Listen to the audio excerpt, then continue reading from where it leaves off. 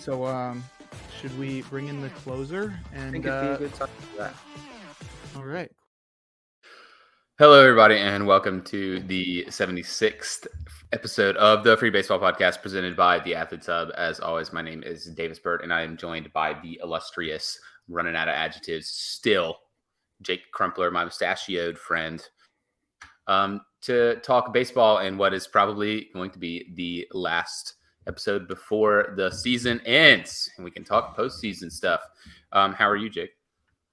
I'm wonderful. We survived another season. This last week's going to be hard in terms of getting all the last bits of content out. I got to do an extra podcast. I got to do an extra article, but I'm going to get it all done and have a great time watching the playoffs. And then I'm just going to take it easy for the off season, but we'll still be posting every week. Definitely.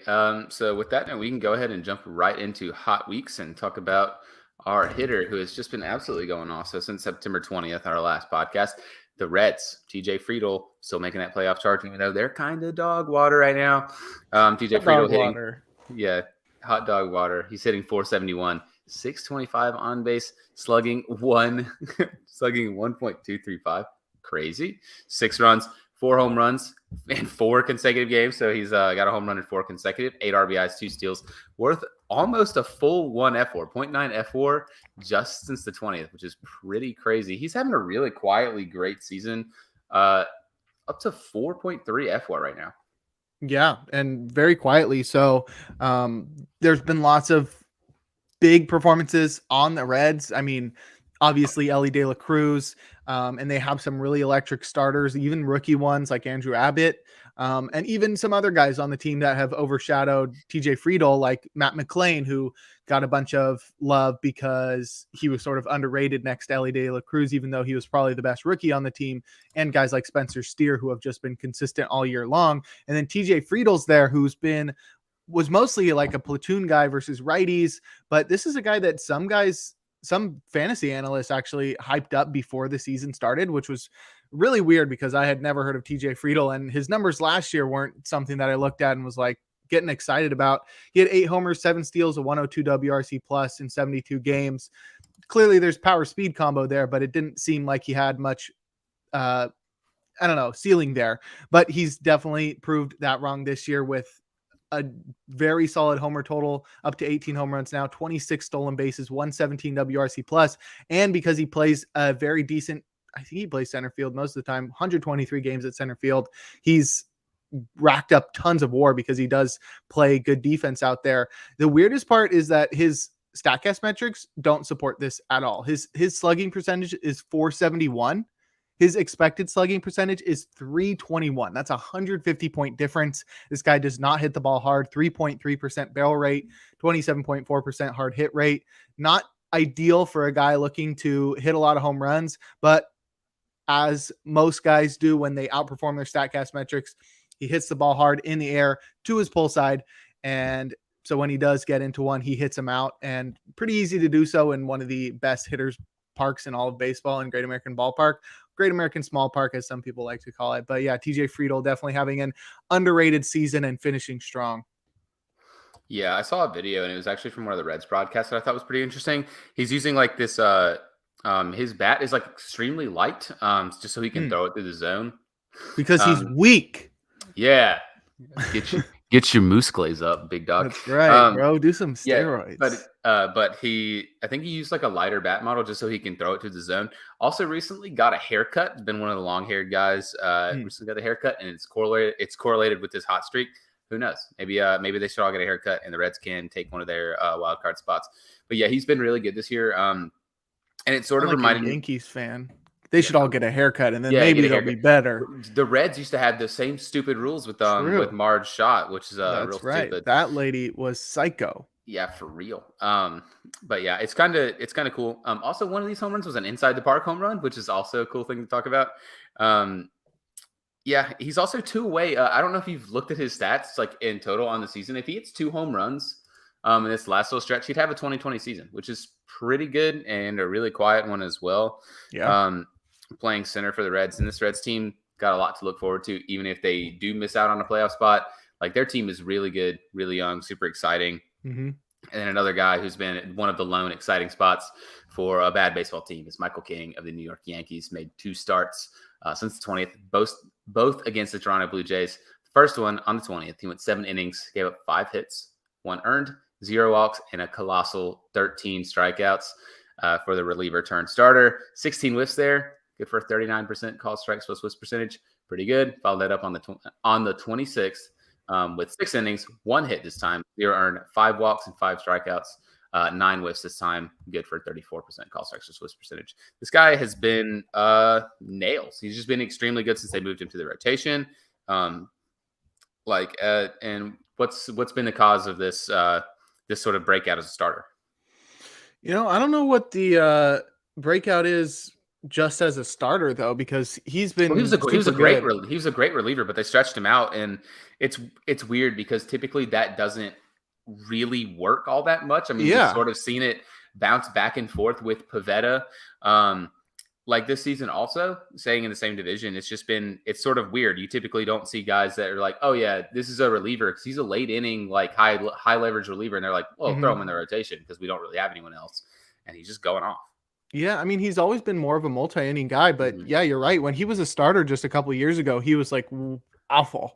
He had a 7.76 ERA in 2020, so they moved him to the bullpen in 2021, and he started to break out. And then 2022, he officially broke out all the way as he was incredible out of the bullpen for most of the season before having to, I forget what he got injured, but he got injured for a long time. He only tossed 51 innings, but he came with a 2.29 ERA. This year, he started out of the bullpen, and he's a multi-inning guy, so he's not a traditional reliever in that he doesn't just get 3 outs, but he has been incredible as a reliever. But yeah, I don't know what really changed for him going back to starting. Maybe it was just having that different mindset of being a reliever and having been through that. And then also being a 28-year-old, just like having a better grasp of how you have to pitch in the major leagues versus big league hitters.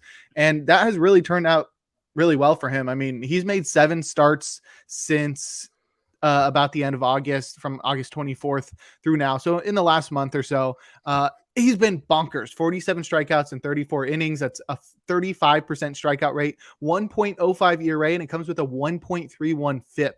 So it's definitely not undeserved. He's been pitching incredibly. His pitcher list player page with the red and blue bar graphs is all red. It's been wild what he's been doing.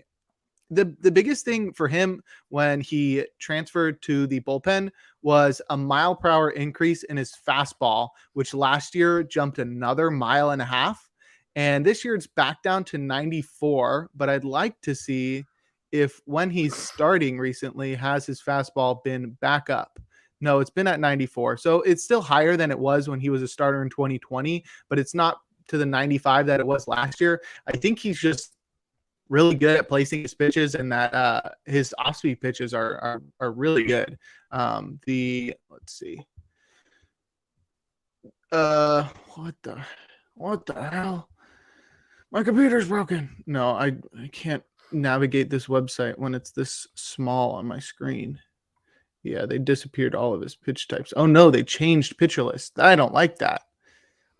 His slider is really good. 34.5% CSW, 78th percentile, gets a lot of swinging strikes. And then he's basically just like a sinker fastball guy. But his changeup is quietly effective. In that game on the 20th, when he had 16 whiffs and 13 strikeouts, the changeup was crazy. It led the way with 6 whiffs, but was thrown the least.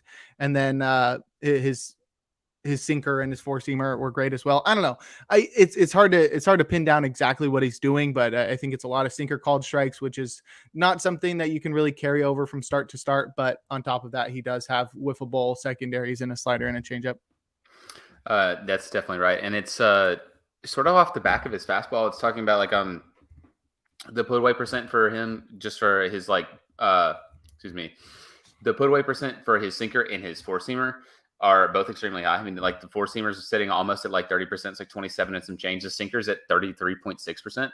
And they're both like a positive run value. 4-seamer 7 and sinker is 4. The sweeper is at a -2. So that's sort of been hit or miss, but it is sort of changed. It was kind of like a gyro slider a little bit more in previous years. Pronounced Euro? Shut up. It definitely is not. It's now more of a super slider, which works. But yeah, he's been really good. Actually, you talked about his 1.05 ERA since he's moved to the bullpen. There's only one pitcher in baseball that has, since he's moved to the rotation, excuse me. Since he moved out of the bullpen, there's only one pitcher in baseball that has a lower ERA, and it's Blake Snell, who's going to win the NL Cy Young. So he's literally been probably the most efficient starter since he's been moved into that role. And in the AL this season, he's like in like the top 5 for strikeout percentage for starters, which is still really good. That list is completely dominated by AL East starters too. It's got like Tyler Glasnow, Kevin Gausman, Michael King, and Nick Pivetta, which is very funny. But yeah, he's been really good. And if he can kind of continue this, I mean, there's a decent chance to have, hopefully for them, not have the Yankees be dog shit next year. Maybe you think they keep him in the rotation next year? I think honestly, if this is what he's performing at, I think you probably have to. It's just a question of who do they really move out of that rotation for that spot, which for me is a really easy answer. And you throw Domingo Germán into the garbage and you never talk about him ever again. And just throw him into the sauna. Yeah. Fire him out of a cannon into the sun probably is what you should do. Sure. Stuff like that. I think they should keep him in the rotation. If this is what he's doing, it just makes the most sense. But yeah, and sort of on that same vein, talk to AL East.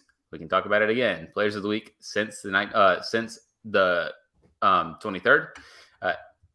A AL East guy, and then a former AL East guy from the NL. We got Aaron Judge of the New York Yankees, and on the NL side, former Red Sox JD Martinez. Yeah, this was Judge's second Player of the Week award. He did it by hitting 3 home runs in a game. I've got some stats on that for later. Actually, you know what? I'll just hit him now. Aaron Judge, big home run guy. That's what he's known for. Does what he does best. Judge became the first Yankees player ever with multiple 3 home run games in a season. That's crazy. Judge hit 2 more home runs today, and he is now, those 37 home runs set the record for the most in history by a player to miss at least 50 games. Pretty wild. And then lastly, 2023 was the 4th season that Judge has tallied at least 6 multi-home run games, which ties for the most such seasons in MLB history with Mark McGwire, David Ortiz, Babe Ruth, and Jimmy Fox. Those are some big home run hitters, and Aaron Judge just has to have one more season with at least 6 multi-home run games, and he will set the record for most such seasons in MLB history. But yeah, that guy, he's really good at hitting home runs. Sure is. Another guy who is extremely good at hitting home runs, this whole JD Martinez guy who has sort of found his power stroke again, hitting 31 this season. Also, that's surprising. I know. And it's crazy because we talked at the start of the season about how he was more of a line drive hitter, and he's still a productive hitter last season, and the home run total sort of fell off. Yeah, the Dodgers cheating labbed him, and he's just going off again. He's got 31 home runs. He's 2 off of 98 RBI as well for a guy that they basically handed out a nothing contract to. And he's one of the best playoff hitters of all time. He's got almost like a 1,000 career postseason OPS. So he's like going to be a huge piece for them, which is also going to be very funny because him and Freddie Freeman both need 2 RBI to have 100. And then that would give the Dodgers 4 players that have 100 RBI on their team. 4. It's hard to figure out what the difference is here because I see that he's striking out 30% of the time, which is a career high.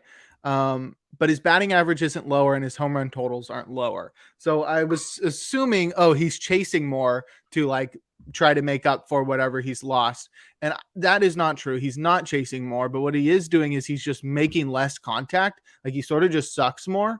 But what I think the Dodgers told him, I don't think this is an actual strategy that people try in baseball, but I feel like they just said swing harder because he's got like the best barrel rate he's had since 2017, which was that crazy year when he hit like 40 homers in the second half. And then he's also got the best hard hit rate of his career.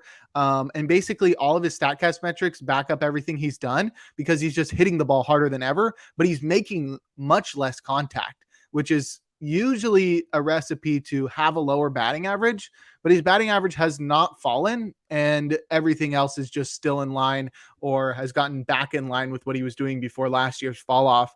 And so I feel like the only thing is like swing harder, right? I mean, that then he just like ends up missing more often because he's like trying as hard as he can, but it's paying off in terms of hitting the ball further. I mean, he's walking less too. So it's like, okay, he's got to be more aggressive, but his swing rates and his chase rates aren't up or anyway or anything like that. So I feel like he's just like trying to crush the ball and it's working.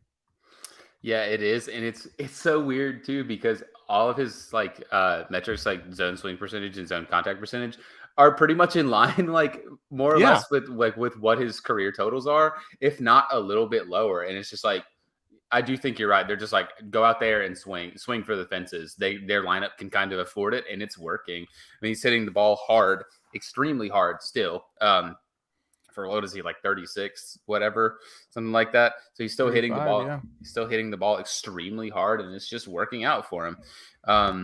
So yeah, it's been like a weird renaissance year after it kind of seemed like he was cooked last year. Like his days kind of as a home run hitter were over, but I don't know. JD Martinez, there you go. He's going to be dangerous in the playoffs if this is what they have. No, he's not. The Dodgers suck. Well, yeah, hopefully, but yeah, that's sort of how it's going. Who doesn't suck is most likely NL MVP, Ronald Acuna Jr., who has officially joined the 40-40 club. As of what day did he actually hit that? I don't know, a few days ago. As of whatever days ago. So he has joined an illustrious list of 40-40 guys, starting with the first one to do it was Jose Canseco, hit 42, had 40 steals, 1988. Barry Bonds, the GOAT, in 1996, the year I was born, 42 home runs, 40 steals. A-Rod in 98 had 42 and 46. Alfonso Soriano in 2006 had 46 and 41. And now Ronald Acuna Jr. in 2023, the year of our Lord, hit 41 home runs and has 68 steals. Yeah, it's crazy. Like to look at that list and see like how close all those players are. Like no player top more than 46 home runs, no player top more than 46 steals. Just to see like how similar those seasons were and how few they are and how recent they are. That we haven't seen. We saw the first one in 1988. I like Jose Canseco. I bet everybody lost their freaking minds. And then only some of the best power speed guys, Barry Bonds, A-Rod, and Alfonso Soriano, who I think is a fan favorite by basically everybody. Soriano's sick. But 41 home runs to go with 68 steals is absolutely bonkers just to have that ability to run that fast and steal that much with those home run totals are wild. I would love if he could just get those final 2 stolen bases. He's got like 5 games to go. I think he can do it Thursday, Friday. Yeah, he's 5 more days. I'm sure the Braves probably play every day. And if he can just get 2 more steals, that would really cap off what I think is going to be an NL MVP season because Mookie's really fallen off in September. But that's 40-70 is just unheard of. But I mean, that's like not the only thing he's done. I mean, he's mostly like a stolen base guy, but I got a couple other stats that Acuna and Ty Cobb are the only players in MLB history to have 75 or more extra base hits and 60 or more stolen bases in a season. So it's not even just the home runs. It's just stealing that much while hitting for like while slugging that high is basically unheard of. Ty Cobb's basically not a real guy. He's racist AF. And then also, I mean, even outside of this season, Acuna is the first player in history to record 160 homers and 160 stolen bases at the age of 25. This is his age 25 season. That's wild. That's probably like the kind of stuff that Barry Bonds was doing early in his career, where it was just like a crazy amount of power and speed that you really didn't expect. And Acuna is really incredible, rookie of the year, and now hopefully capping off this season with an MVP and an incredible start to his career. Yeah, as of tonight, he actually, I think 30 minutes ago, got his 69th steal. So nice. So there's a chance that he could finish with 42 home runs and 69 steals. The funny jokes. That would be great. Yeah, him and Ty Cobb are actually born on the same day, 111 years apart. Oh, that's terrible. Really cool. Yeah. The Georgia Peach, racist racist jerk. Yeah. But yeah, it's so crazy to look at this list and just see, oh yeah, Ronald Acuna Jr. is pacing all of these guys by 20 Yeah. steals at least, which is just outrageous. Ronald Acuna better than Barry Bonds. You heard it here first, folks. Yeah, so I mean, he's putting up 8 F4 when you're 25 is pretty good, but I don't know. He's got a ways to go to catch barreled Bonds. Another guy who started off his career extremely well, just like Ronald Acuna Jr., since he's 25 and putting up these insane numbers, is the Angels rookie Nolan Shanuel. He's reached base in 25 straight. I got the pronunciation, Davis. What? It's Shanuel. Okay, Shanuel. There you go. Okay, he's reached base in 25 straight games to start his career, which is the longest streak by a player 21 years old or younger to start his career in the modern era, and that's now been stretched out to 27 games. I really liked this guy as a prospect, seeing him in the draft, and it makes sense that he was one of the first ones to be called up. We called him up 6 weeks after they drafted him, and he's really showed that he's belonged. He's been really, really good. I feel like we said that when he was drafted and we were going over all the first round draft picks. We were like, Shanuel is like just the epitome of like an Angels draft pick for this year, because it's a guy that's going to be up really quick and he can probably be really solid right away. And that's been the case. He hasn't really hit for power. I think he's a guy that probably needs to spend a year or two in the gym as a man. But, you know, I think to get off to this kind of start is very impressive nonetheless. And I think he's got a bright future ahead of him. Definitely so. I really liked this guy when he got picked, just because he's an on-base guy. He's obviously a first baseman, but he showed he had a crazy on-base percentage or something like that in college. It was near 500 or something like that. All he did was get on base. And he's in a decent spot there with the Angels because he's going to get game time, because they're going to be completely terrible next year. So hopefully he can make the most of it. But yeah, congratulations to the boy, Nolan Shanuel. We can talk about the same guy we talked about before with our players of the week, Aaron Judge. I got those already. Oh yeah, you already run through that, so we don't need to. Yeah. Awesome. So we're just going to skip it. Talk about the Dodgers again, Jake's favorite team in baseball. Freddie Freeman became the first baseman, or the first baseman. He became the first baseman. He's the first baseman of all time. I know you don't like football, but there's literally this meme with the Browns where they flashed it on the broadcast for Joe Thomas, and it's they tried to show a stat, and it just called him the first offensive lineman in NFL history. Freddie Freeman's the first baseman in history. He's the first baseman in history to collect 200 hits, hit 20 home runs, and had 20 steals in a season. Mookie with 105 RBIs. He set the record for the most RBI out of the leadoff spot in a season, which is outrageous, even though Acuna has a chance to beat that also because he's at 103. Pretty nuts there. Like I said before, Freddie Freeman just needs 2 RBI, and JD Martinez. He needs 2 RBIs. He needs 2 RBI. And JD Martinez needs 2 RBI, and they will have 4 100 RBI hitters for the first time in their history at all, which would be quite the accomplishment. I don't like that. I don't either. I know this is your guy, so you can talk about this next one. Julio Rodriguez is my guy. Yeah, man. That's your guy. He's on your fantasy team. Yeah. He's on your fantasy team. Yeah, Julio Rodriguez, though, he is one of a kind. And right now, he is currently in the top 3 in the American League in hits. He's got 179. In RBI, he's got 102.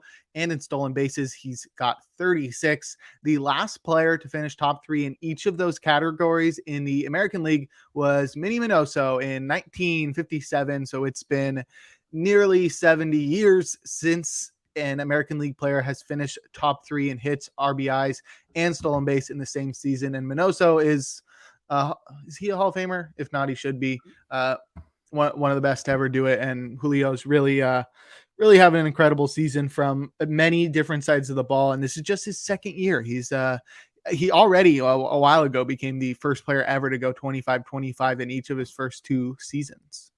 Yeah, Minnie Minoso is a 13-time All-Star. He is a Hall of Famer.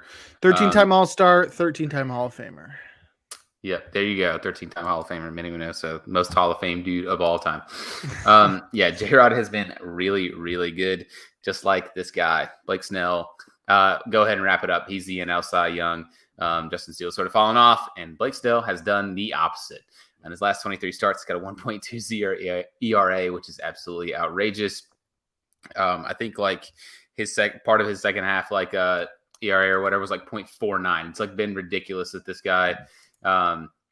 He's the only pitcher with an ERA that low in a single season. The 23 start span since Bob Gibson, Grover Cleveland Alexander, what a name, Walter Johnson, and Dutch Leonard.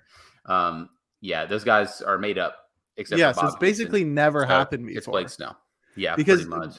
Bob Gibson's That was the year 1968. Yes, that was the year they had to lower the mound because he was too good. Yes. So, and I think they raised it before that to like even the playing field because batters had gotten too good, and they were just like, "What if we made the pitchers 10 feet tall?"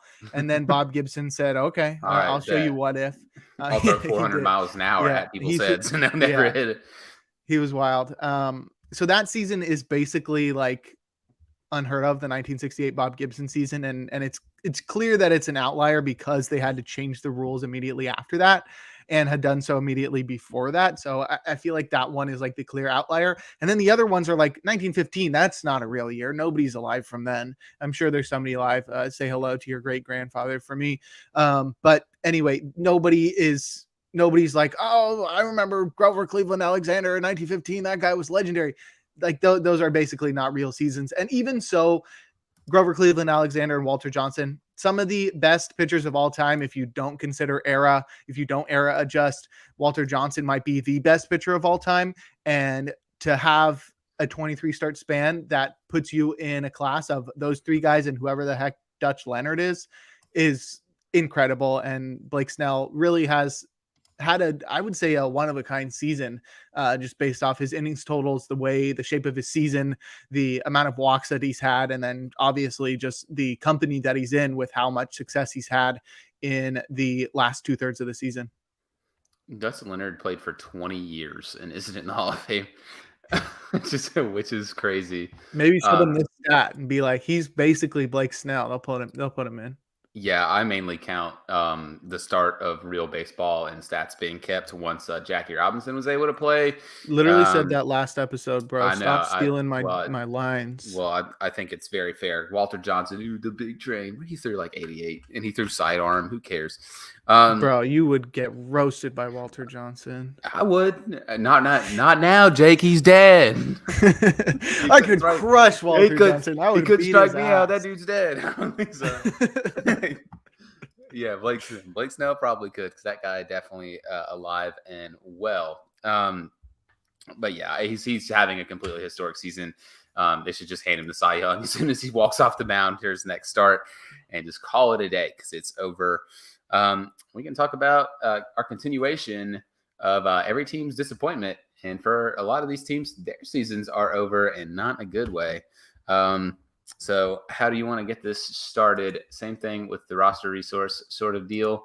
And we just run down the list. We can start. This is mostly all NL. I think it is just all the NL teams. It is. We did AL last week. That is right. Go check it out. And we're going to start with the Arizona Diamondbacks. And I think you should go first, since you do part of their bullpen stuff for your multitude of websites you're at for. Yeah, I mean, I don't do just bullpen for them. I do the playing time analysis for the whole team for Baseball HQ. That's right.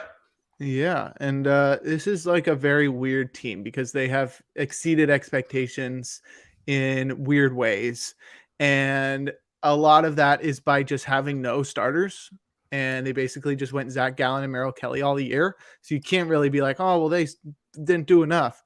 So it's really hard to find somebody where you look at them and you're just like, okay, that guy didn't live up to expectations. So for me, it's not somebody that I think was super important to the team going into the season, but somebody who we had higher expectations of, and that's Jake McCarthy. He had a really good second half last year. He played 99 games last year, 8 home runs, 23 stolen bases, 117 WRC plus, 2.4 FWAR. He seemed to be like one of those like athletic young outfielders that's just really fast and can put his bat on the ball, and with a little bit of power and just with exceptional defense, he's going to really hit his way to being an above average major leaguer. And then he forgot how to hit. He hit 2 home runs this year. He's still really fast, and his defense is not that great. He doesn't play center field. He plays right field, and he's been worth negative defensive WAR, 0.3 F4 on the season. But he was supposed to be one of the guys in the outfield that made their outfield super deep. And the fact that they had to go out and get Tommy Pham at the deadline, and the fact that McCarthy has been up and down through the minors for most of the season, that he's now at 96 games. He's probably going to play the same amount of games he played last year. And the numbers are clearly a lot worse. I think pretty disappointing there for him, because he was just not able to recapture what he did last year. Yeah, I'm sort of trying to think here.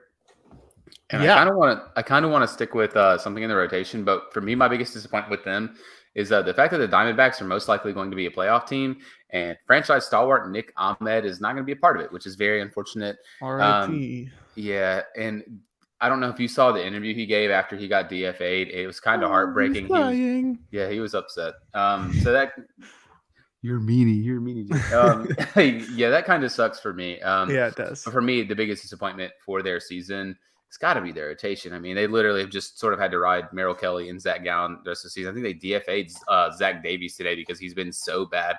Brandon Pfaadt hasn't been great. A lot of he's had a couple decent little stretches, but as a whole, not really been going well. And they just don't really have a third guy that they really can rely on. I don't think, if they're going to play a playoff series, that's 3 games. Like, what do you do for that third game after you run Gallen and Kelly? Like, what's the plan? So I think that has to be the biggest issue for them going into the offseason. And their biggest disappointment for me is just they don't have anyone else in their rotation to sort of take any of the burden off of Merrill Kelly and Zach Gallen. All right, you're up next. So this next team is a tough one to find some disappointments for, because they are the best team in baseball, and it is the Atlanta Braves. And for me, I think I already know what their biggest disappointment for me was. And it's Vaughn Grissom. I kind of expected Vaughn Grissom to be a pretty big part of their team. I drafted him in fantasy, even though he didn't make the roster, but he can't field. And then he was supposed to make the roster on the back of his bat, and he can't even do that. He came in and he posted almost -1 F4, and he only played 30 something games, which is pretty bad. He played 23 games and he posted almost -1 F4. He was just really bad. He didn't look ready at all, sort of looked lost. And that's sort of disappointing, because he kind of felt like after they let Dansby go, it's like, okay, they're going to blood in their next shortstop, Vaughn Grissom. He'll get time, and he just can't do it. And still not part of their roster. All-star Orlando Arcia. Yep. The guy. The Cubs blew it. Did they really? Yeah. I'm not surprised. Oof. That's a good call. That was definitely the guy that first came to mind. There have been some shortcomings in the rotation. That's been basically the only part of this team that you can really knock, which might actually hurt them in the postseason, because starting pitching has become really important. So for me, Max Fried comes to mind because he's been injured, but when he has pitched, he's been good. So then the second guy who has also been injured but has been bad when he pitched is Kyle Wright. And he was a huge breakout guy last year, was worth 2.9 F4, and now he's returned to being a sub-replacement level player, as he's been in every other year of his career. He's made just 7 starts. He's pitched in 8 games. He's got a 7.22 ERA. And to just throw 28 innings after a 180 inning pitch season with a sub 3.2 ERA, and now he's over 7.2. Definitely disappointing from him, because he was supposed to be, even if he wasn't going to repeat that season, even just a solid Miles Mikolas type, where he's not striking out a lot of guys, but he's like a 4.5 ERA, and he's just there to be there every 5th day. And he was not there every 5th day. He was there very little, and when he was there, he did not pitch well. On Braves news, Ronald Acuna Jr. just did go 40-70 to do it. In the 10th inning against the Chicago Cubs, steals another base for 40-70. 41-70. That's so sick. Yeah, it is. That's outrageous. That is wild. Live Ronald reaction. History there. Biggest disappointment for the Cubs right now. There's quite a few. My turn. So tell me about yours, because I got a few. Yeah, I'm sure you do, and that's why I'll go first so I can take a good one. Um, I've really not been too. Yeah, I think for me, it's probably going to be offseason signing Jamison Tyone. He's been much better in the second half, or he's had his moments, and that's sort of how he's been throughout his career. But this was one of the biggest signings that the Cubs made in the offseason. 4 years, $68 million, and he did not come through. 5.05 ERA. He did make a lot of starts, 28 starts, so he was there all year, but he did not pitch well. 1.4 F4 because he was better in the FIP department, but an ERA over 5 as a guy who's making $17 million a year and was supposed to be one of the rocks of the rotation, but has actually been sort of detrimental to that team. Definitely disappointing. I'd like to hear all the guys that you've been disappointed in. At least for me, and it feels like the big one in the second half is Marcus Stroman. Marcus Stroman started off the season as looking like an NL Cy Young candidate, and then right after the London series, he just completely shut down. He battled a little bit of injury and was completely ineffective for about 5 or 6 starts. It's been on the IL. It's been on IR the rest of the season. Come back, not very effective again. So Marcus Stroman, for that point, has probably been mine. And then the other one that I have to say more on the rookie side is Matt Mervis. Matt Mervis. That's who I was thinking. Matt Mervis was probably I was banging the drum for him to be on this the opening day roster, and I was sort of proven wrong. I mean, he came in and he just wasn't able to hit for any power, struck out a lot more than he should have, and they really haven't been able to lock down first base at all this season. And if it weren't for Mike Tauchman being a very serviceable player and Cody Bellinger being able to play first base, that still would sort of be a black hole position for the Cubs. But those two, I think, are the biggest ones. And we can stay right in the NL Central with another wild card contending team, and it's the Cincinnati Reds. And I think for me, the biggest disappointment for this team out of the entire season has to be their complete botching of the trade deadline. This was a team that was literally at the peak of their powers, the hottest team in baseball going into the trade deadline. Super young team. Only real starter they have on their team like that at that time was Andrew Abbott because Hunter Green was hurt. Nick Lodolo was hurt. They weren't able to add anything at the deadline to sort of bolster them. And now they're still in the thick of a playoff run trying to get to the wild card. And there's a chance that they still don't get it, even though the Cubs are sort of imploding right now. If they don't get the wild card, I think this has got to be on the front office here for sort of blowing it at the deadline. And not using it in the offseason. They blew it in the offseason, but they also didn't expect this. And I think they could have capitalized the best that they possibly could have and tried to push to make the wild card. And they just stood pat. And the only one they got was Sam Moll, whatever you want to call him. Yep. It was sort of bad. And if they don't make the playoffs, I mean, it really has got to go back on the front office here. Yeah, fair points there. I'm going to also stick in the rotation. There were some guys who were sort of underwhelming in the lineup, but they weren't outright disappointing.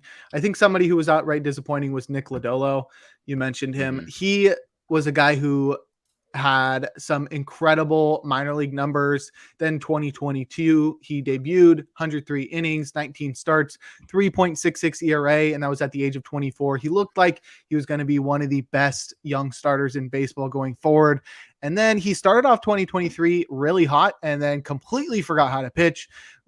Bumped his ERA up all the way to 6.29 despite a 3.79 xFIP. It was definitely unlucky, but then that would be the last time he pitched. He threw 7 starts this year, then got injured for the rest of the season, got my hopes up at certain points that he would be coming back, and he never made it back. And yeah, just to go from a guy that looked like he was going to have his true breakout after a very solid rookie campaign to go to a guy that just really wasn't there at all. And even when he was there, he struggled to a very inflated ERA. So yeah, definitely a disappointing season from Nick Lodolo, who definitely could have helped that rotation out a lot if he had been there all year. Now we can go to the Rockies, who, our favorite team. Yeah. I'm always wearing this shirt whenever we podcast. How can you not? It's our favorite team. Right. The Rockies are fun.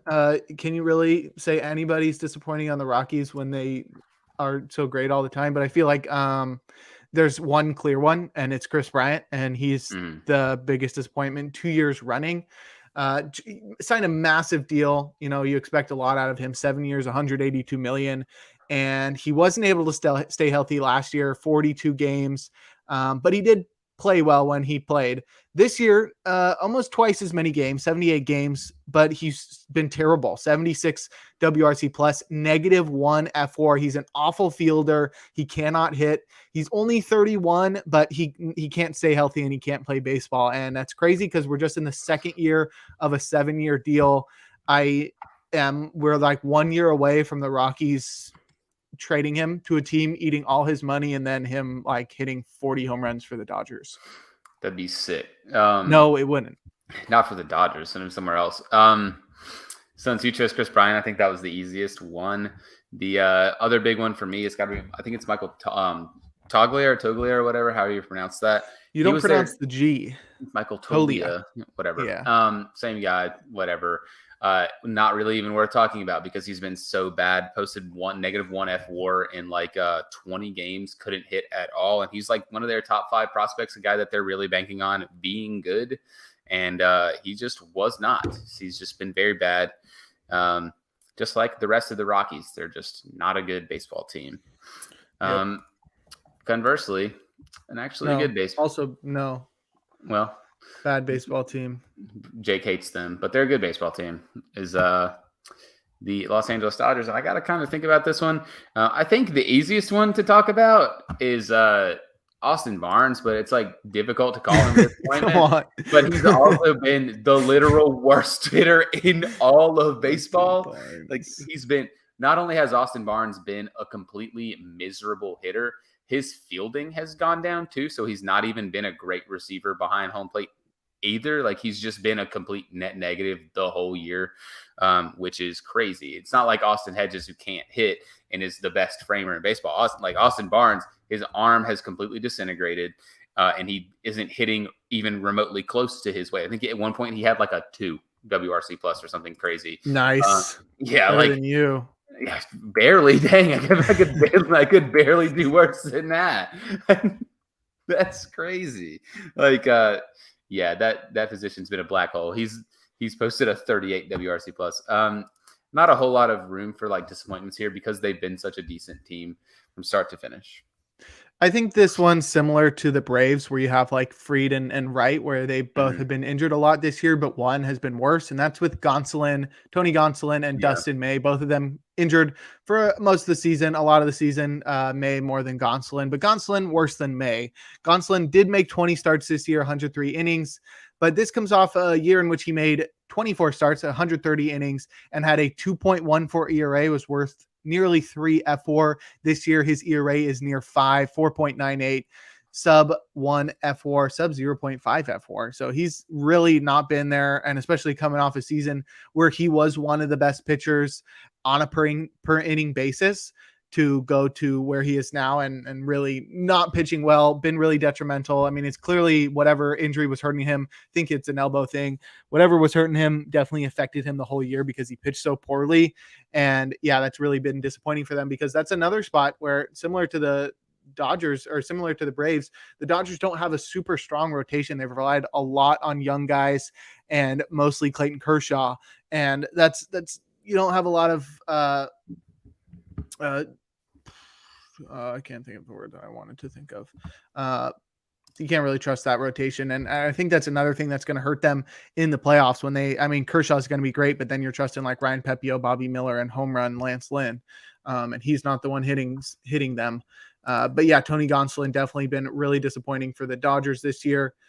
We can move on to the Marlins. Marlins are an interesting team. Jake, you want to hear a cool stat before you give your Marlins guy? Yeah. Ronald Acuna Jr. just surpassed the Colorado Rockies stolen base total for the season. Nice. Yeah, that's great. His 70 is more than the Rockies have all year. That's wild. Rockies one-man team are always going to be my favorite team ever. Yeah. I think there's like 2 easy ones for the Marlins. one on the offensive side, one on the defense or pitching side. And I'll go with Jazz Chisholm.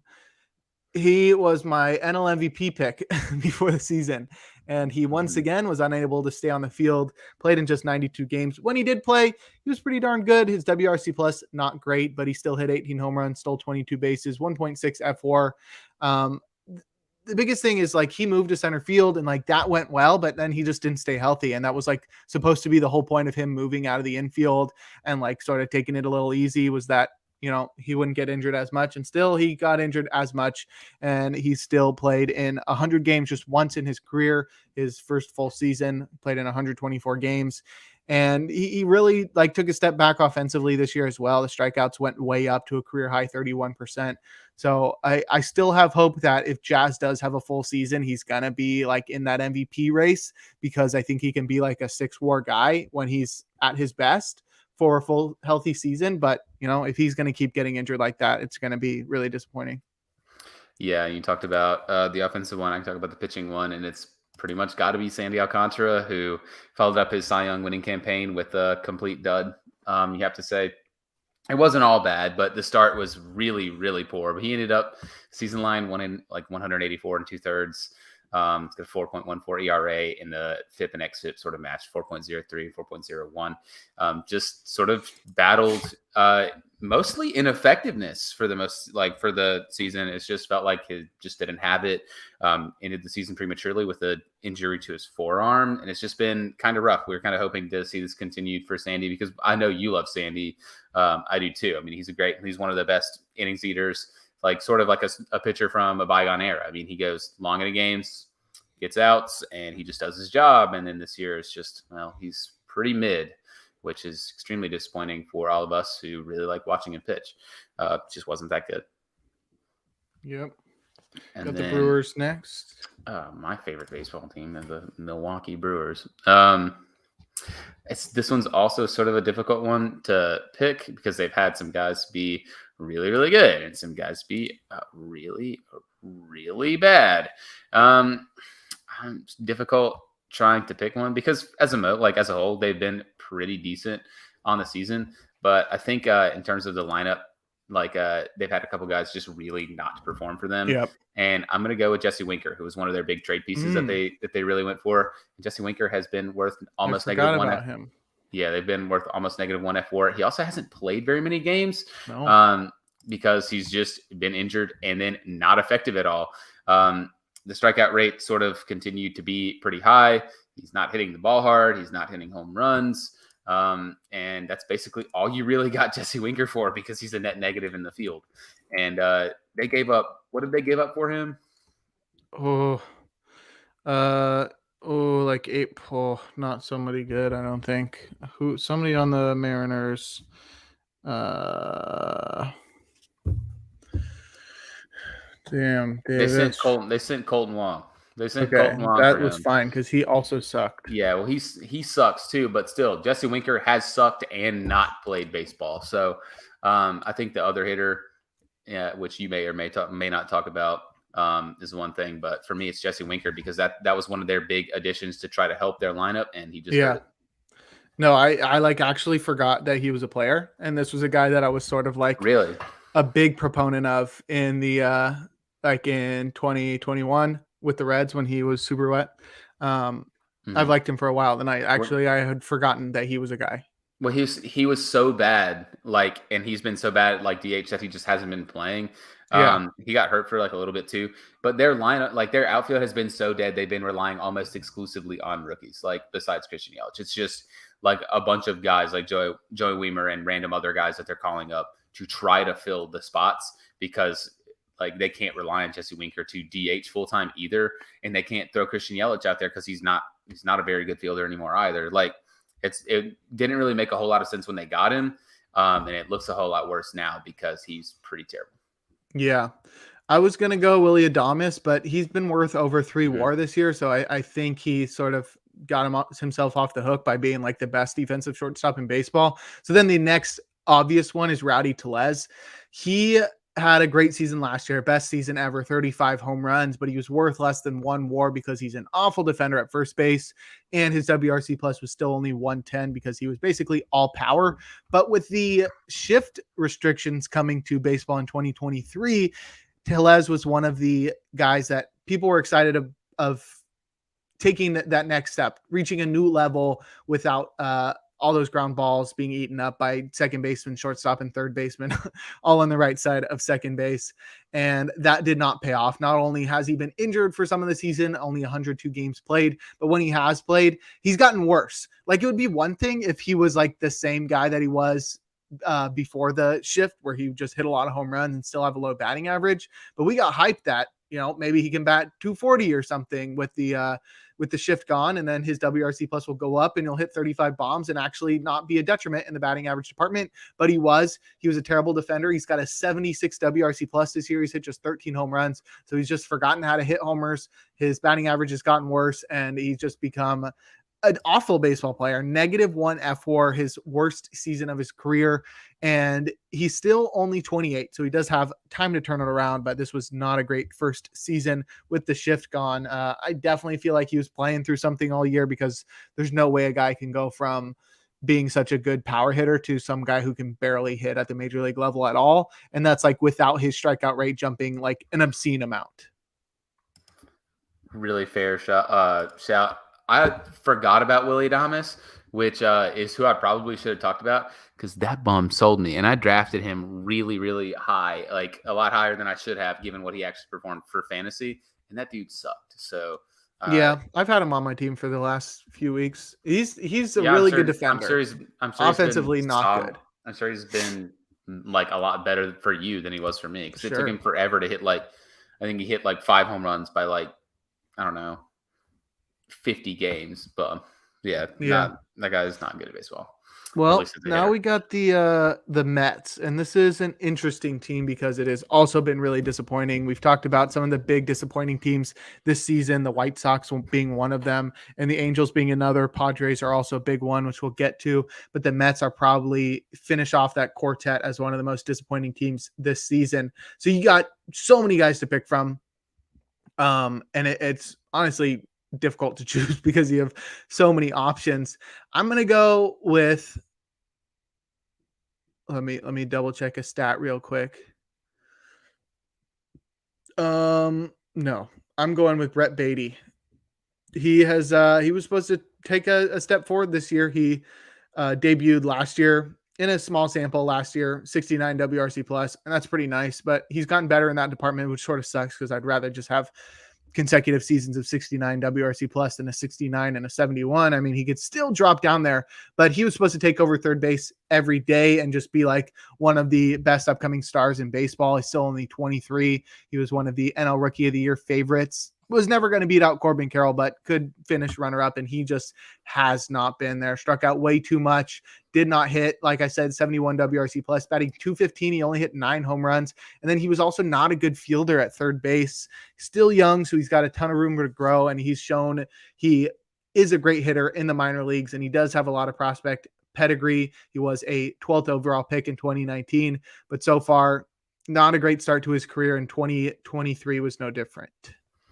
I'm gonna go with Max Scherzer with the Mets, just because he posted like a 4, like a low to mid 4 ERA, and the numbers back that up. And they ended up having to eat some of the money to trade him away. They ended up getting a decent haul back for him, but given what they spent on Scherzer and Verlander, and having neither of those guys on your baseball team anymore, even though you're buying prospects for them, overall disappointment for me. Yeah, I'm going to go with Scherzer / basically most of the guys they paid a lot of money for over the offseason. Yep. Almost none of them performed, and it's showing. Kodai. Except for Senga, and he's been pretty decent. But for the most part, basically everyone that they signed has been pretty ass. Now you got the Phillies. The Phillies, kind of a different one here. It's difficult to pick one also because a lot of the guys have sort of turned it around in the second half. They have turned it around. Man, I don't know. This one's difficult. For me, I think it's got to be Kyle Schwarber. Even though I love Kyle Schwarber, he's had such a weird season. I think he's still hitting in the 180s or something like that. 196 and Wow, 45 home runs. Yeah, 45 home runs. I think he has more home runs than singles. That would not surprise me. He's only got funny. 47 singles. So wow, he finally beat it. Close. Yeah, I think I'm gonna go with Kyle Schwarber. It's just been a weird season for him, and a weird season for a lot of these guys. But yeah, a lot of the guys that were really, really struggling kind of turned it around. Yeah, who's your pick? I'm going into the rotation, and while Taijuan Walker is definitely a candidate, that guy has never disappointed me because I never had high hopes for him. Sorry, Taijuan, you are a much better pitcher than most guys in baseball, but not the ace that I thought you were. The ace that I thought he was Aaron Nola, and Aaron Nola has not been an ace this year. Well, he has pitched a lot of innings, and he has been unlucky in terms of xFIP being almost a run lower than his ERA. His ERA is still 4.46. His strikeout numbers have fallen all the way to 25%. He's basically been a Toby this year, which is my boss at Pitcher List's way of pointing out a guy who eats innings, has a decent to average ERA, and doesn't strike out more than 25% of batters. He's barely over 25%, but this is a guy in the past that was 29% basically for his whole career over the past couple of seasons at the very least. And he was one of the best pitchers in baseball, but he basically switches off just having good or bad luck in terms of xFIP and the defense behind him. The defense behind him has not helped him this year. And while that's one thing to blame, the strikeouts are a big thing. And it's not like he struck out less guys so that he would walk less guys. He's also walked more guys. So he's fallen off in a bunch of different departments. And I still think he's a great pitcher, and he's going to be a free agent. And I think he's going to probably be the most highly coveted, one of the most highly coveted starting pitchers in the free agent class. It'll be like him, Yamamoto. And if you want to consider Shohei a starter, I consider him a two-way player. So that's sort of a separate class, but Aaron Nola definitely disappointing this year, despite being worth 3.9 F4. And that's because the F stands for FIP. And then we can move on to the next team, which is the Pittsburgh Pirates. And that one's like an easy one. There's a name that comes to mind immediately, but I would like to give a quick second to look at the roster. Let's see. No, that's an easy one for me. For me, it's O'Neal Cruz. He just got injured super early on. He was supposed to have a big season this year. We saw him in his rookie season and his sort of first full season last year, only 87 games, mostly because of service time manipulation. But this is a guy with all of the tools. He's basically Elly De La Cruz, except maybe just like better. But I think they're more similar than we thought once we see both of them play for a full season. But yeah, he got injured right at the start of the season, and I thought he would come back in September. I held him on my IL in fantasy, and he just never reached there. Hey, we're getting shout outs. Miss you too, Kyle. Kyle and I worked at Panera together. He was my manager. Shout out Kyle. The goat. That's right. Yeah, O'Neal Cruz definitely super disappointing this year, unfortunately, because I was excited to see what he could do. But, he's not done. He's not dead. He could be back next season. He will be back next season.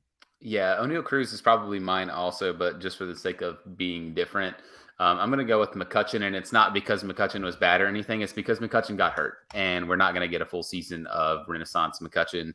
Yeah. And hopefully he can't retire yet. No, hopefully he'll be back next season, but it doesn't necessarily mean it will be with the Pirates because I think he did only sign the 1-year deal. So if this is the end of Pirates McCutchen and his comeback season, it sucks that it had to go out on an injury. Not great because I think all of us love McCutchen, whether or not you're a Pirates fan. He's just great for baseball. I'm a big McCutchen fan, so seeing that kind of sucks. That's Andrew McCutchen. I can see it. You can see that. All right. Big Cutch. That's right. And now you got the Padres. For the Padres, this one hurts my soul. I hate it. I hate it so bad. But for me, it's probably Yu Darvish because Yu Darvish while being one of my favorite baseball players, he's probably been the weakest link of their rotation in terms of the guys that are making a whole lot of money. Michael Wacha had a pretty decent stretch there. Joe Musgrove has been relatively steady, and if not battling a little bit of injury, we all know that Blake Snell is performing well. Yu Darvish, sort of ineffective, sort of around. You talked about Toby. He's more of a cherry bomb kind of guy. We'll strike out a lot of guys, and he has a chance to just get completely shelled. And he got shelled on more than one occasion to the tune of like a 4 and like 4.6 ERA with kind of underlying metrics that are relatively close. And it's in a pitcher's park. Like it's in a pitcher's park that he's kind of getting blown up in a division that top to bottom, not that good. Like and not as good as we thought it was. So that one sort of sucks for me. I think I'd have to go with Yu Darvish. Yeah, I mean, you got a lot of choices here. I mean, Joe Musgrove's been injured a lot this season. Jake Cronenworth has like become a bad player, which is crazy because they just signed him to a pretty big deal, 7 years, $80 million. And he just posted a 92 WRC plus and 1 F4. But I think the biggest disappointment, you got to go with a bigger name than someone like Jake Cronenworth, and that's Manny Machado. Well, he has turned it on in the second half. This is a guy who's supposed to be like a NL MVP candidate every year, and he's basically buoyed his season by continuing to be a great defender at third base. One of the best defensive seasons of his career, actually.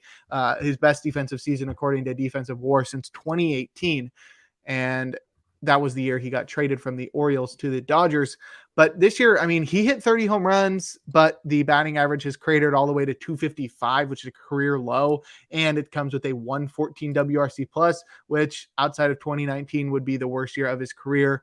And it really looked a lot worse a while ago, but just after the heights that he set last year with a career high 7.5 F4, this is a guy that, I mean, you sort of expect to be right up there again and was supposed to be like the leader of the team that helped this team to the playoffs. And not only were the Padres awful this year, but he was a big part of that because he was, despite being worth 3.4 F4, just was not the MVP caliber player that we thought he would be in like the Rock in the lineup. Now we can go to my team, the Giants. And I could say a lot of guys here because the Giants have been really disappointing in many different departments. Let's see. Wow. They got 7 batters on their bench right now. That's weird. I feel like for me, it's just like basically every single signing that they had this offseason just did not go well. Like Mitch Haniger and Michael Conforto and Sean Manaea and Ross Stripling all really did not turn out well. And a lot of it on the pitching side can be blamed on the usage because they sent both of those guys out of the bullpen for the majority of the season. And Michael Conforto has been around for the whole season. So that leads me to go with Mitch Haniger, who got injured, which is like, I don't know. What do you expect when you sign Mitch Haniger? This guy like missed a whole season because he exploded his balls.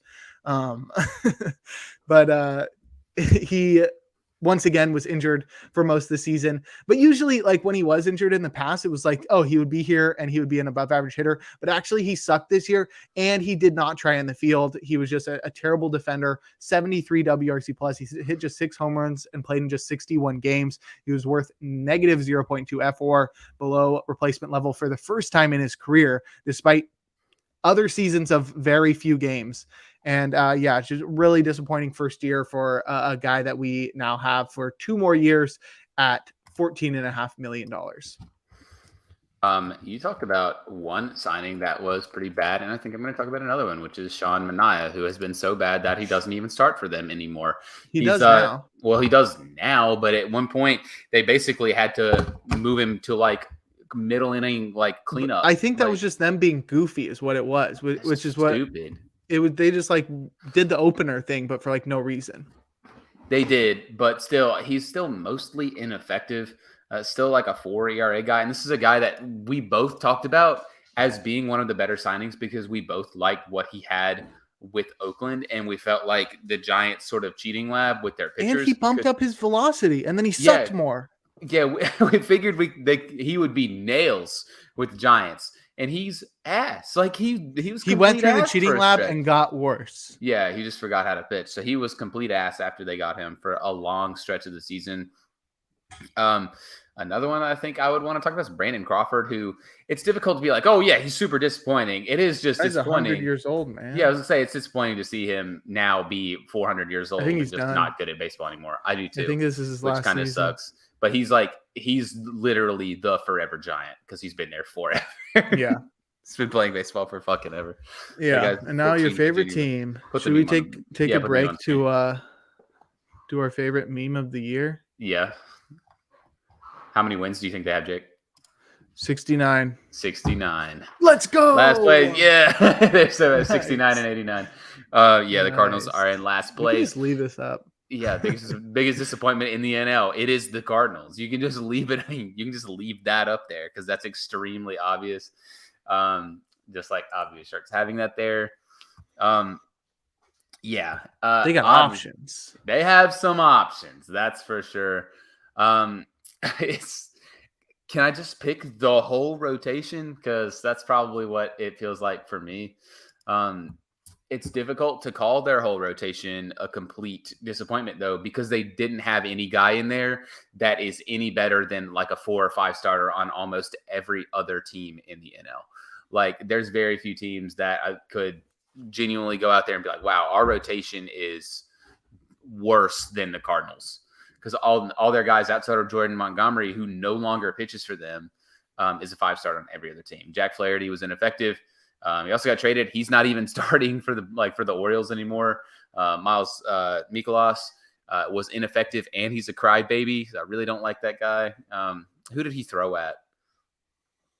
Do you remember that? Yeah, it was Ian Happ. Yeah, he threw at Ian Happ because he's a crybaby bitch. And Adam Wainwright's 45 kajillion years old, and he sucks. And it took him like 45 starts to get to his 200th win. And now he can ride off into the sunset on the back of his what stats that bum put up this season. His 7 ERA and his 6 FIP. Yeah, Wainwright's been crazy. He's Honestly, cooked. one of my favorite storylines this year was the Wilson Contreras thing when they took him out of catcher, and then we're just like, wait, what are we doing? That one was really goofy too. It was really funny. Yeah, so I mean, you picked the whole pitching staff, so the whole pitching staff. I'm sort if of you want forced to to if you want to single out one specific guy for being terrible, it's just their whole pitching staff was terrible, in my opinion. I don't know. Like some of their big stars were pretty solid. Goldschmidt, like definitely, he won MVP last year, right? He did. Yeah, he took a big step back, but I mean, he was there all year, and he was an above average major leaguer. So like, you can't really knock him for that. He's 36. Tommy Edman, not really what he was before. Lars Nootbaar dealt with some injuries, and Jordan Walker definitely turned his rookie season around. And even Nolan Arenado, who got off to a cold start, ended up having a great season once again. So you sort of have to go with, like Tyler O'Neill. I mean, he didn't disappoint me because I've never had high hopes for him, but this is definitely a guy who after 2021, when he went 34-15 with a 143 WRC plus and 5.5 FWAR and showed off some of the biggest and hottest, sexiest muscles in baseball. And then he just like got injured all the time. I knew this was going to happen. I knew that not only would he not be able to keep up that pace offensively, but he would also not be able to keep up that body on the field. And that has also been the case this year. Not been good when he played. 97 WRC plus. He's been a solid fielder, but 0.8 FWAR, has only been on the field for 72 games. It's been his downfall, just unable to stay healthy, unable to stay productive for a prolonged period of time. So Tyler O'Neill, who definitely was supposed to be like make their outfield super deep, alongside guys like Jordan Walker and Alec Burleson, Dylan Carlson, and all those other guys they got in the outfield, and he really did not do that at all. He was just injured for most of the season and wasn't good when he did play. And now we'll wrap things up with the Washington Nationals. Let me put them up on the screen real quick. I'm just thinking right now. Let's see. This is also another hard team because they had no expectations going into this season. So I didn't think anybody on their team was going to be somebody that I would be disappointed with. I think, wow. How did they win more games than the A's? That's crazy. They have the same amount of wins as the Cardinals. Oh man, that sucks. Yeah, I'm like looking at their team and I'm not like I see a bad guy. I'm like, well, I didn't have high expectations for him. Like I feel like Steven Strasburg can be said, but I'm gonna go with Joey Meneses, which is a hard one to say because, like I said, I didn't really have high expectations after last year's incredible season, and he hasn't been so bad where it was just like, oh, last year, like he didn't go Frank Schwindel, but he sort of went Frank Schwindel. Frank Schwindel was so bad that they just like get ready to learn Chinese, buddy, and just kicked him out of here. Joey Meneses at least has been able to remain on the team the whole year, 150 games, but last year 157 WRC plus. He was worth 1.6 F4 in just 56 games. This year, 3 times as many games. He's hit the same amount of home runs, 98 WRC plus, sub replacement level player, negative 0.1 F4. I did not expect him to be able to keep that up, but I think many people expected him to like at least be a little bit solid because there were some things that suggested he would be better than Frank Schwindel, and he was better than Frank Schwindel, but being better than Frank Schwindel is not a difficult thing to do. Frank the Tank, RIP. But yeah, Joey Meneses is definitely disappointed after an incredible 2-month run last year. Yeah, you mentioned the one that I was going to talk about, which is Steven Strasburg, and it's not that he didn't pitch, and it's for me, it's the how Washington has handled this whole situation with Steven Strasburg. They've completely botched this, and it's really unfortunate because he's literally a legend of that franchise. Even if he's not a Hall of Famer, injury sort of robbed us of what most likely would have been a Hall of Fame career if he just continued the trajectory that he was on based on the start of his career. He still produced some of the most important moments in that franchise's history. Extremely important, part of the main reason they had relevance along with Bryce Harper.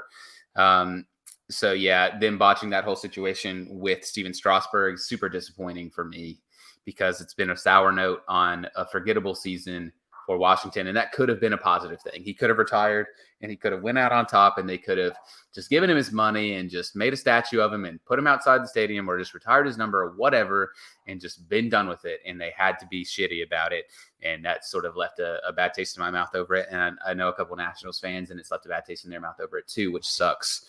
So that's my biggest disappointment for them because their season was so disappointing. There's really no guy other than that. It's like, oh yeah, I really, really thought they were going to do great. All this stuff. It's like, all you had to do was just not be a dick to Strasburg, and nobody would care about the season, and they couldn't even do that right. So now that we have finished our biggest disappointments, we can check in on the playoff race one last time before it's finalized by our next podcast. That's right. I do have a stat for you to upset you about the Cubs.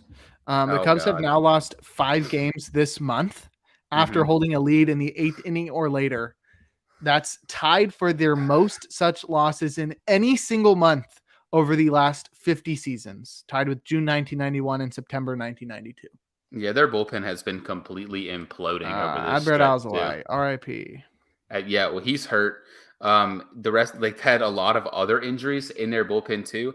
And then the guys that are left have been ineffective because like they literally have Assad, and Assad's had to be in the rotation, and then the rest of their bullpen's just choking their guts out. Can't do it. It sucks. They've got to get the ship right, or they're going to lose the playoff spot, which we could talk about nowish. Start with the AL East standings. Yeah, I mean there's only a couple races still to run out, and it's the AL East, AL West, and the 2 wild card races. So we might as well talk about them while we still can. The AL East, the Rays are 2.5 games back. Their elimination number is did they take off elimination number off here? What the fuck? Why did they do that? They had E number on the standings, and now they don't have it anymore. 2.5 games. I think the Rays or the Orioles just have to win 3 games, or the Rays lose 3 games and it's over. So there's still somewhat of a race, but the Orioles have a pretty solid shot of holding on for the last 5 days of the season. But there is a race there. Who do you got? Orioles or Rays there? Orioles. Especially given the extra inspiration due to the very tragic and unfortunate loss of Brooks Robinson. I honestly think the Orioles are going to kind of ride that wave, and I think they're going to win the World Series. Yeah, sure. That's a take. It's the correct take, Jake. They're going all the way. The only other division still up for grabs is the AL West. It's basically same spot. You got the Rangers in first, 2.5 games ahead of the Astros and 3 games ahead of the Mariners. I don't think there's a shot here, but the interesting thing is that they're all facing each other over this last stretch. So like if one team gets on a hot streak or one team gets on a cold streak and either wins or loses each in the next 5 games or 4, that could really be a big blow. It's crazy that the Rangers were able to hold on at this point, because there was a point in August and early September where it looked like the Rangers had blown what seemed like was a runaway division for them, and the Astros looked like a team that was just going to sneak away with it. And even the Mariners, who were just absolutely on fire for the season's last third, have slowed down a little bit here as they're 4-6 in their last 10. Who do you got taking it away? The AL West. Oh God. I think I'm going to go with the Rangers. I just feel good about them.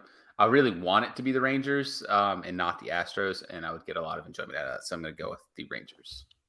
Yes. So over the next 5 days, the Rangers and Mariners face off on Thursday and Friday, and then Saturday through Monday is Thursday, Friday. Yeah, Thursday and Friday, and then Saturday through Monday, the Astros. Oh, it's the no. Oh my gosh. Wow, I'm really talking great. No, it's just what the frick? Is it really? Okay. So the Mariners and who played today? The Mariners and the Astros played today. The Astros are currently winning, so this division can change a little bit. The Rangers are currently facing the Angels and they're winning, but across the last 4 days of the season, it'll be Mariners versus Rangers. I think the Mariners could pull a surprise thing. Well, I don't think it'll happen. It's possible the Rangers could just absolutely get decimated by the Mariners across 4 games and then just blow the division. That would be absolutely wild. But I feel like the Rangers, with their solid lead right now, especially if they win this game versus the Angels, I think they'll be able to hold out. But now we can go to the wild card races where it actually gets interesting. We just talked about only AL, so we'll start with the National League wild card, because this might be the most interesting race in all of baseball. Mm-hmm. The Phillies have already clinched the first wild card spot. They've got 89 wins on the season. And then the next 2 spots are a fight between 4 teams. The Diamondbacks, who are 2 games ahead of the Cubs, who are tied with the Marlins, who are 1.5 games ahead of the Reds. It's anybody's race. It's anybody's spot right now. The Diamondbacks obviously have a step up, but there's 5 games left, enough for this whole situation to be flipped around and shuffled around. Who do you got? Who are the final 2 teams? So the Reds are actually 2 games back because they lost to the Guardians tonight in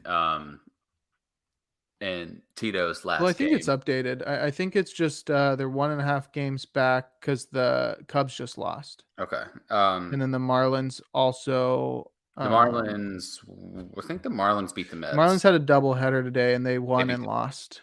Okay, so they're tied for the final spot. Yeah, and they're 1.5 games ahead of the Reds. Yeah. God. You want to hear some matchups for the final 4 days? Would that help you? Yes. Okay. Looks like the Reds are taking on the Cardinals. Yeah, they got the Cardinals. So they're going to sweep. Yep. The Marlins are taking on the Pirates. That's pretty easy. The Cubs are taking on the Brewers. That could be rough. And the Diamondbacks are taking on the Astros. So I feel like the Diamondbacks probably have the hardest schedule there, then the Cubs, and then I think Marlins probably have a tougher time with the Pirates than the Reds do with the Cardinals. Probably. It feels like right now the Cubs are going to be the team that falls out, just because they can't clinch games. They've blown so many leads because their bullpen is so bad. Their expected win loss is 88-70 because they're 150 runs better than the Marlins. They're trash can the Marlins in terms of their expected win loss is 91-71 and they're 82-76. That's crazy. Yeah, I don't know.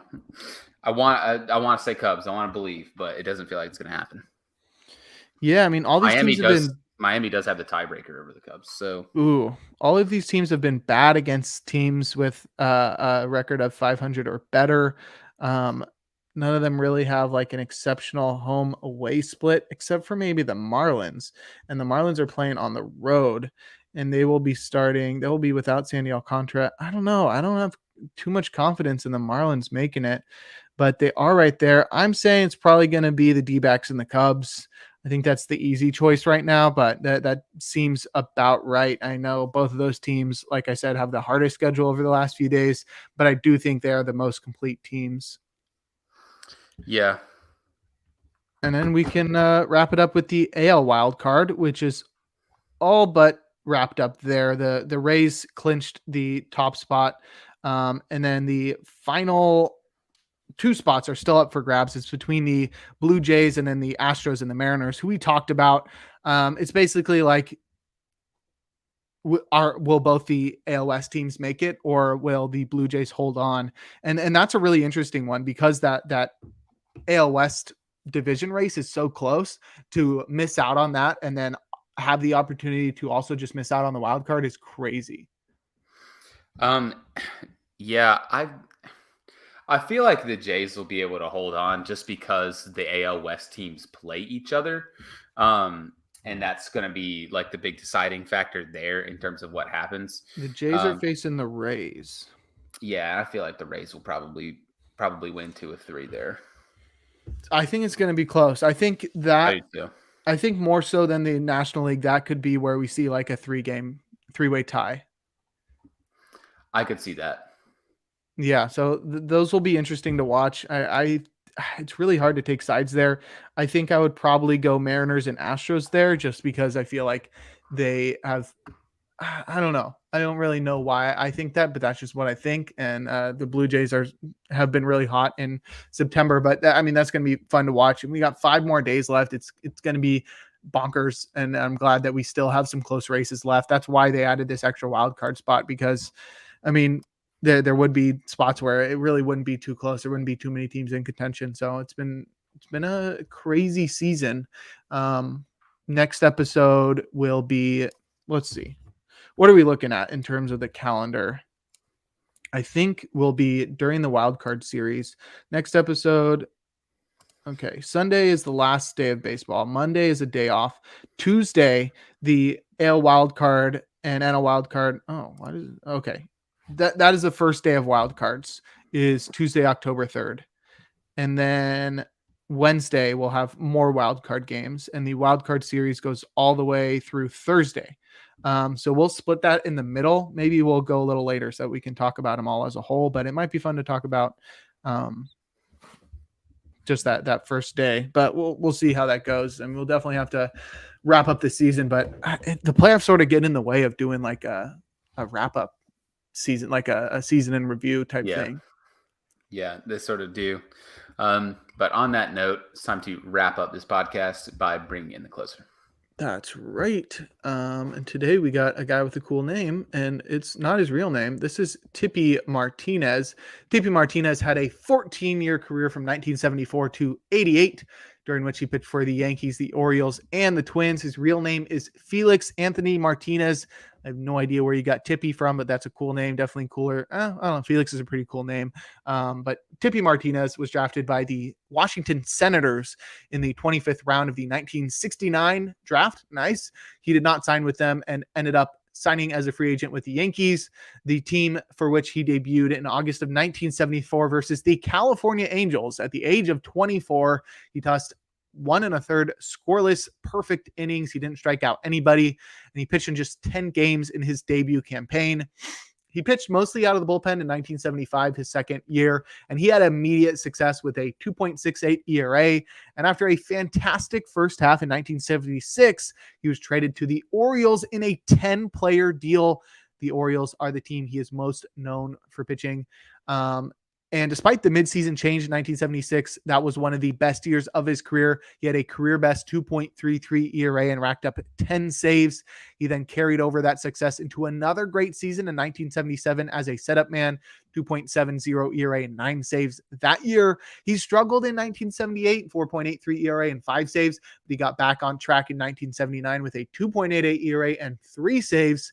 And the Orioles continued to trust him often as he excelled during the first 3 years of the 1980s, setting or tying career highs in the save department in successive seasons. In 1980, he had a 3.01 ERA and 10 saves. 1981, he pitched to a 2.90 ERA and 11 saves.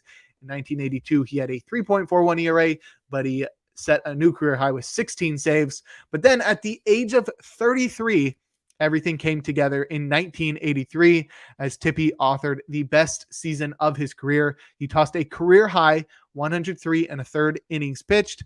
He also set a career high with 81 strikeouts. He had a 2.35 ERA, a career best 1.09 whip, and a career high 21 saves. That earned him his first and only All-Star appearance. He also finished 27th in AL MVP voting and wrapped up the season as a World Series champion for the Baltimore Orioles. But yeah, 1983, definitely a storybook season for Tippy, as he was just had his best season stat wise and was recognized by his peers by earning an All-Star appearance and some MVP votes, and then finishing the year off as a champion.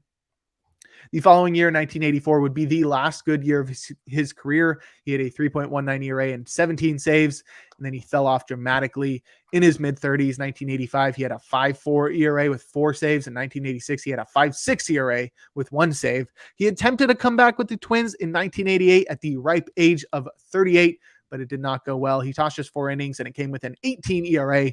Not great. But that would wrap up his career, during which he racked up 8.6 Baseball Reference WAR across 834 innings pitched while striking out 632 batters with a 3.45 ERA, a 1.39 whip, and 115 saves, which is tied for 137th on the all-time saves leaderboard. Do you know what he's most known for? Having a sick nickname. Yeah, he has. He had one appearance in 1983 where he got 3 outs by picking off a runner at first.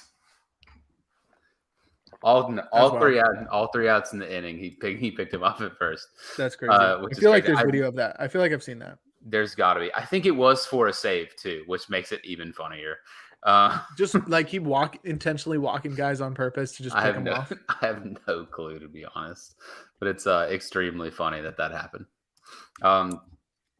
On that note, that is all that we have for tonight's episode of Free Baseball. Make sure you check in with us next week so we can talk about all the happenings from this exciting last week of baseball. As always, you can follow me on Twitter at DVSBird.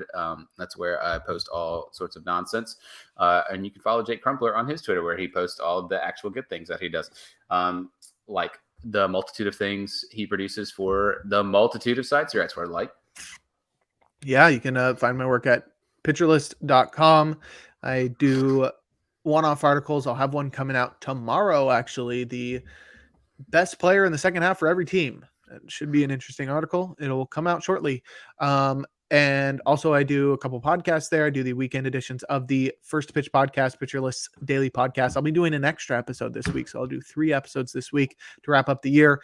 And I also do the In the Pen podcast, which comes out every Friday, and it's Pitcher List's bullpen podcast. I also write for Baseball HQ, but you can check out all of my work at crumplerbaseball.com, which I've finally updated for the first time in like 2 months. So all of my work is over there on crumplerbaseball.com. Awesome. And you can also check out theathleteshub.org and check out all the articles over there, or you can follow them on Twitter at athleteshub. And you should especially do that if you want to see when we're podcasting. Will help out a lot. That is all that we have for tonight. Thanks for watching.